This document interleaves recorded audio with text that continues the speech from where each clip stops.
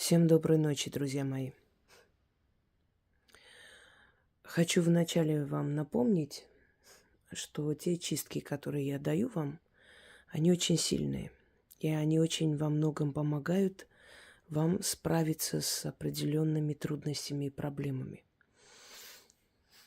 Например, могут помочь организму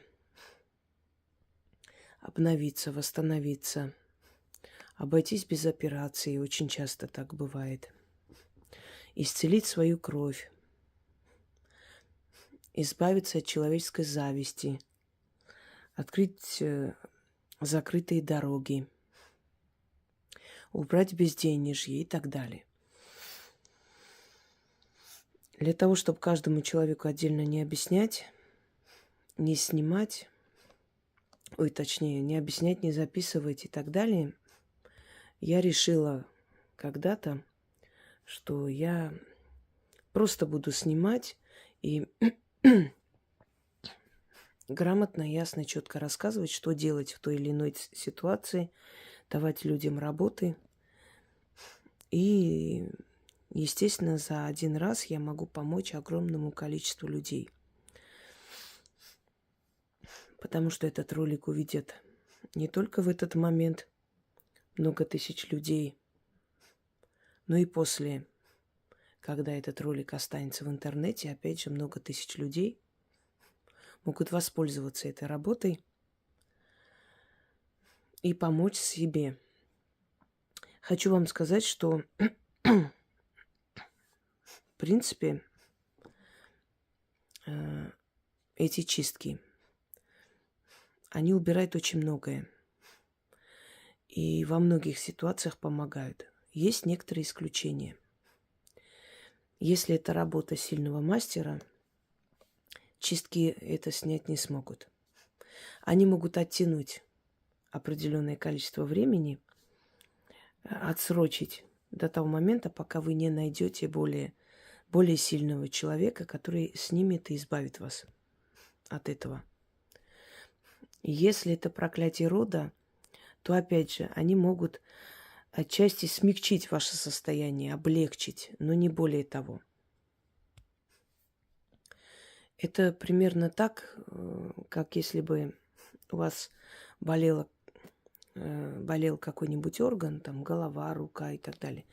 И вам врач говорит,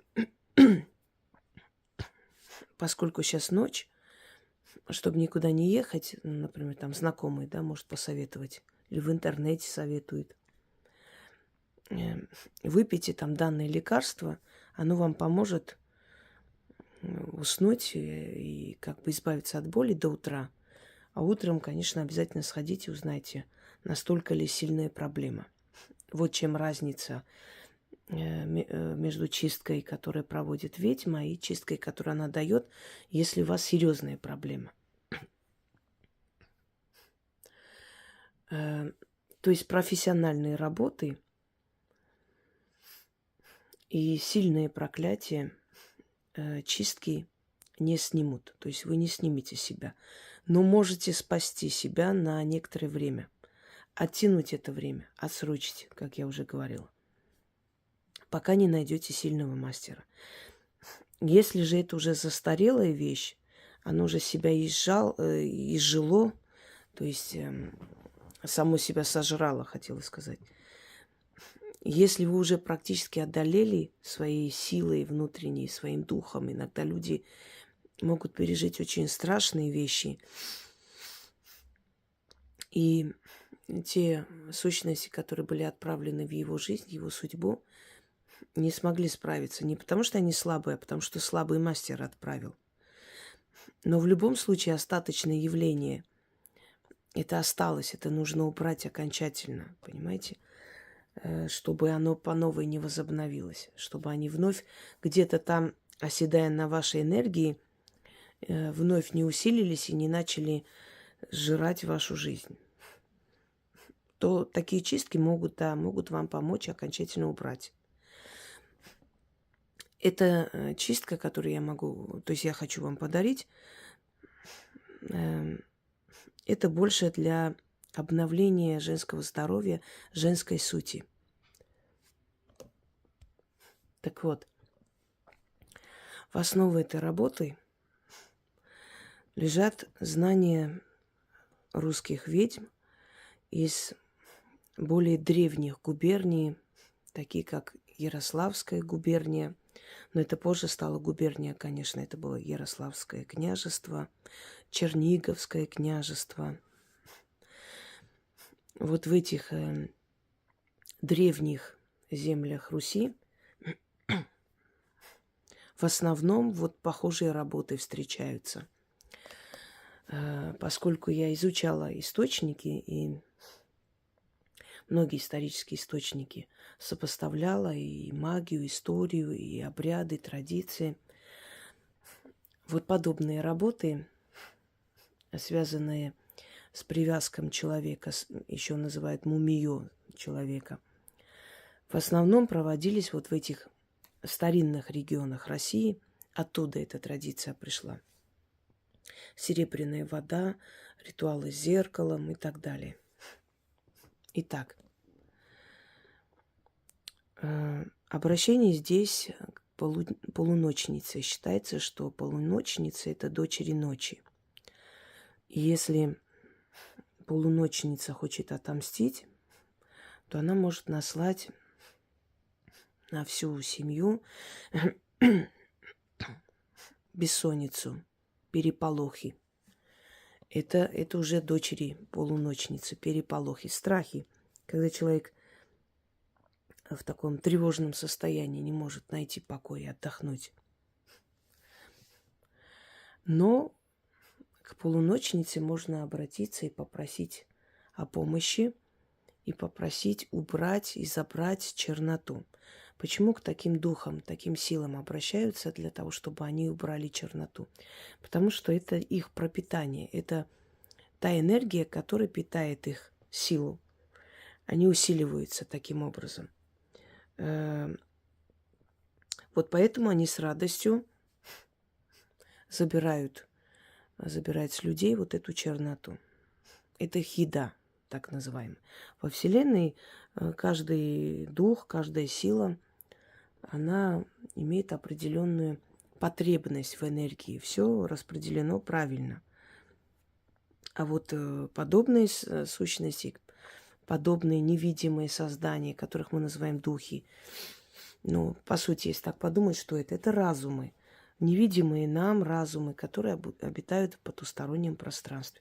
Вот эти невидимые разумы, у них разные пропитания, разные потребности, и многие из них, которых мы призываем для чисток, они забирают с нас вот эту черноту и питаются этой энергией. А иные силы возвращают тем, кто наслал, тем самым мучая их, и опять же питаясь их энергией, уже энергией мучения.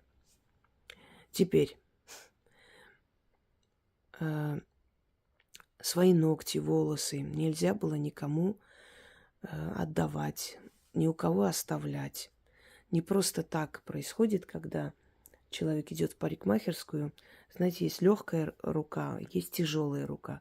Человек с тяжелой энергией встречается иногда. После его стрижки волосы начинают редеть, плохо растут. А есть парикмахеры, после которых волосы начинают оздоравливаться, становятся более пышные и так далее. И чаще всего, если у вас есть привычка волосы свои расчесывать и кидать в мусорку или где-нибудь еще, то наверняка у вас головные боли есть.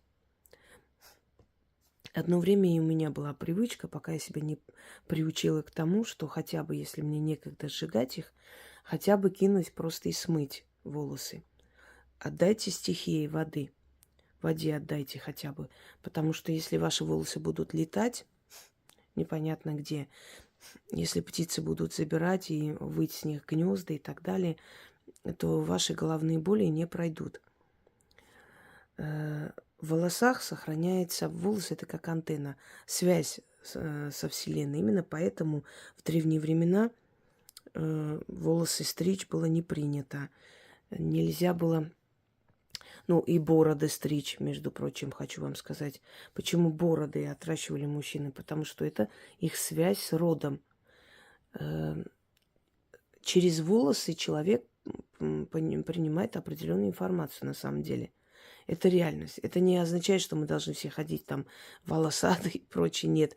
Но, по крайней мере, мы должны очень бережно относиться, потому что волосы отчасти наша защита. И не разбрасываться там и здесь. Еще волосы – это связь с нашей сущностью. Это то есть это связь с нашим фантомом, с нашими подсознательными там страхами, желаниями и так далее. Волосы – это связь с нашим родом. Почему волосы, если попадут в нехорошие руки, то на них можно навести что угодно. Волосы, ногти. Это не просто, скажем так, материал, который можно срезать и выкинуть. Это материал, который нас связывает с ними. И если это забрать, если с этого сделать вольт или что-то еще, то человек может пострадать. Смотря кто делает, конечно. Но даже самый неопытный кустарщик может что-нибудь да навести. Теперь, многие ногти обрабатывают, значит, делают маникюр, и мало кто дома стрижет ногти. Обычно, значит, отращивают ногти, идут по новой, исправляют. Поэтому ногти собрать немножко будет труднее. Но в любом случае, в заговоре надо это говорить. По крайней мере, соберите волосы. Вы расчесываетесь, снимайте с расчески и собирайте в пакете. Если вы стрижете ногти, если вы не ходите никуда, сами делаете, значит, стригите, соберите туда ногти. Раз в месяц берете котелок. Раньше сжигали дрова, другие там, скажем так, такие материалы для розжига. Сейчас более современный мир. Можете брать спирт. Можете брать даже вот для розжига костров. Оно там состоит из парафина. В принципе, можно и этим. Значит, в этом котелке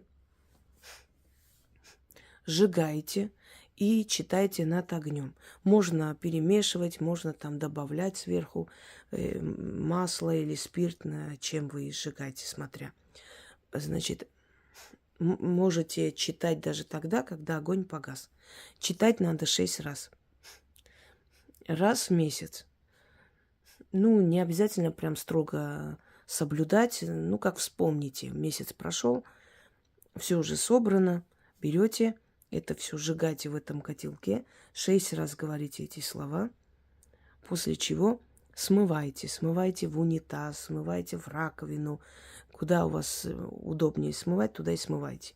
Если у вас рядом есть река, можете в реку кинуть. Но, конечно, лучше смыть дома и закончить этим. И запомните, нельзя кидать это в стоячую воду, потому что стоячая вода, болотная вода, озерная вода, море, оно символизирует как бы застой. Только река символизирует жизнь, продвижение вперед. Если вы вот сделаете это своей привычкой, по сути, вам придется в год, наверное, 12 раз это проводить. Если вы сделаете это своей привычкой, вы начнете замечать вот через месяц, 2, 3, что вы начинаете молодеть, вам становится легче, у вас лучше становится самочувствие, у вас снимаются отеки ног. Дело в том, что мы живем в социуме. Вокруг нас огромное количество ненависти, злости, зависти. Особенно, если вы на виду, особенно, если вы умный человек, яркая личность и так далее. Это подходит и для женщин, но оно может и обновить и мужскую энергию. Здесь четко, ясно не сказано, что это именно вот женская энергия или мужская. Почему я для женщин рассказываю? Потому что в основном женщины это делают. Женщины больше связаны с миром духов, у них более развито это чутье, понимание. Знаете, не помню, кто из древних колдунов сказал, все смеются над магией до тех пор, пока не испробовали сами. и не увидели это чудо. Вот поэтому у мужчин немножко другая психология. Они начинают верить в это, когда видят, что действительно ваши заговоры принесли в семью деньги, удачу. Они начинают в это верить. Даже сами напоминают, что иди сделай, начитай, может, чего надо купить для фортуны. Еще раз повторюсь, женщина верит и получает. Мужчина получает, только потом верит. Мы по-разному созданы, по-разному живем и по-разному чувствуем.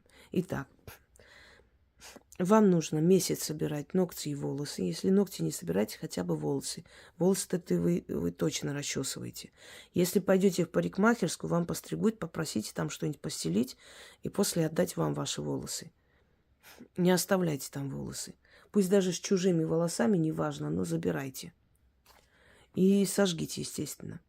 Значит, волосы, ногти. Ну, для розжига спирт подходит или еще что-нибудь, что удобно.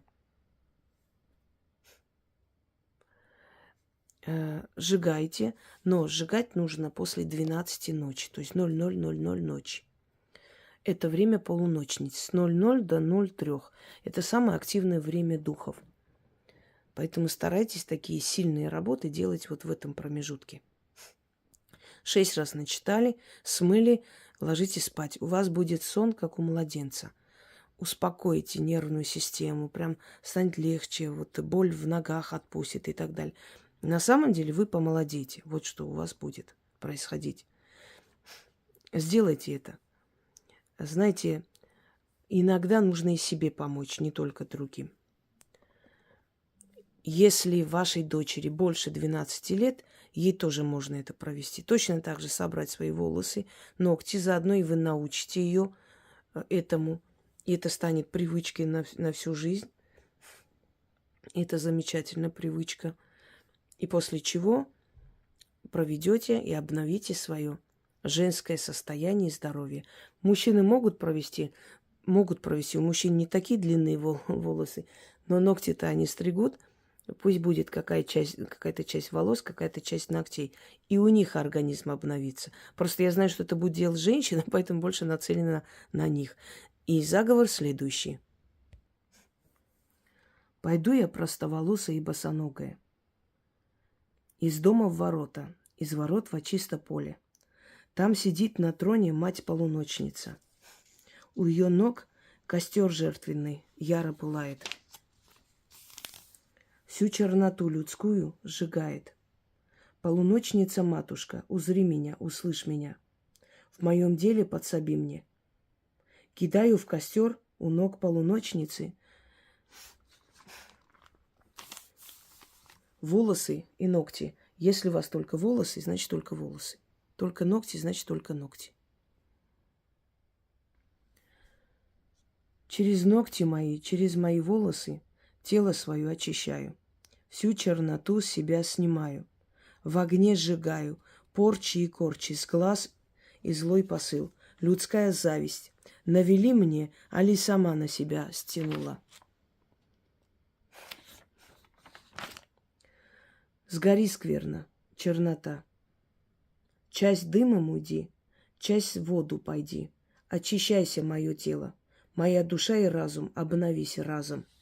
Ключ, замок, язык. Заклято. Еще раз. Пойду я простоволосая и босоногая. Из дома в ворота, из ворот во чисто поле. Там сидит на троне мать-полуночница. У ее ног костер жертвенный яро пылает. Всю черноту людскую сжигает. Полуночница-матушка, узри меня, услышь меня. В моем деле подсоби мне. Кидаю в костер у ног полуночницы свои волосы и ногти. Через ногти мои, через мои волосы тело свое очищаю. Всю черноту себя снимаю. В огне сжигаю порчи и корчи. С глаз и злой посыл. Людская зависть. Навели мне, али сама на себя стянула. Сгори скверно, чернота. Часть дымом уйди, часть в воду пойди. Очищайся, мое тело. Моя душа и разум, обновись разом. Ключ, замок, язык. Заклято. Еще раз прочитаю, вам нужно 6 раз напомню.